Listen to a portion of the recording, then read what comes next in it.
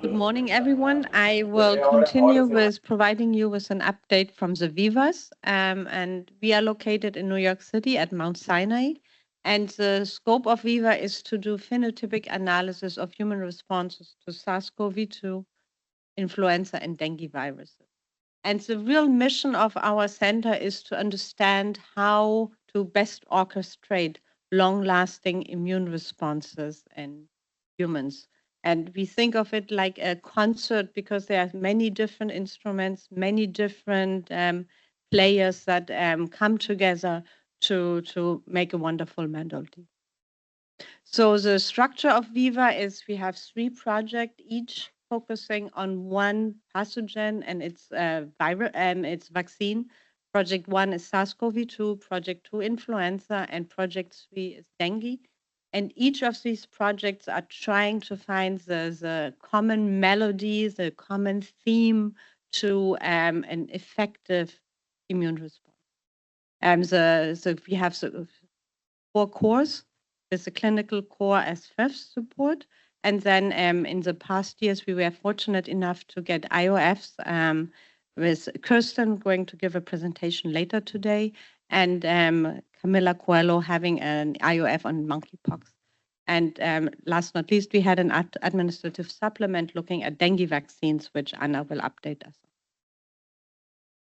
So to continue with the musical theme is, antibodies to SARS-CoV-2 vaccination and immunization is like a big concert, and there are different ways how to perform the songs and the melodies from one score. And so in the middle, we have the typical antibody response, andante. And then we have grandioso, it's loud, it's big, it's over the top. Those are our overperformer. And then we have the low antibody performer. It's a single piano player very quietly in a corner, but still very important and informative to study. Those are going to be our low antibody performer. And this is the theme we started investigating in the context of SARS-CoV-2 vaccinations. And we think what we learn from that area of research is going to be able to inform also influenza vaccine responses and hopefully dengue vaccine responses. So we are looking for common themes across those different platforms of vaccination and infection. So we are leveraging for many of the projects within the Vivas, the Paris cohort, which is a longitudinal observational study that we started in early 2020 following 500 healthcare workers over now, 5 years? So the study is going to end this summer, and we have collected data and samples from over 8,500 study visits.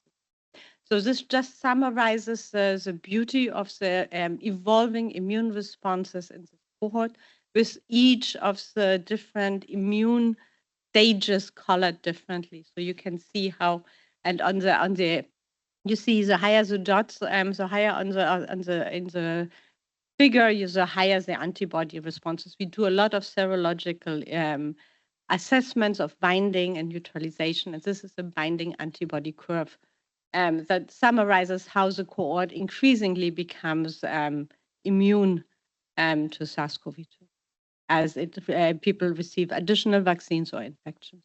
On the bottom, you see the vaccination rates and the infection rates. So the most recent winter months, we saw very little SARS-CoV-2 in New York City. Basically, we focused on 2 subgroups of Paris, the neutralizing and non-neutralizing activities of antibodies. The NANAs is basically your average antibody responses, is what most of us mount upon vaccination. So this is those are participants with and without hybrid immunity. So those are people before vaccination had COVID, and those that have vaccine-only immunity. That makes a big difference how the initial immune responses present. So for the NANAs, we have 15 with hybrid immunity and 15 participants without hybrid immunity. And we selected them because we had a longitudinal follow-up from over at least 3 years with more than 20 study visits, so that we could really look at with great detail into the immune responses. And we did a lot of serological characterization on over 900 samples.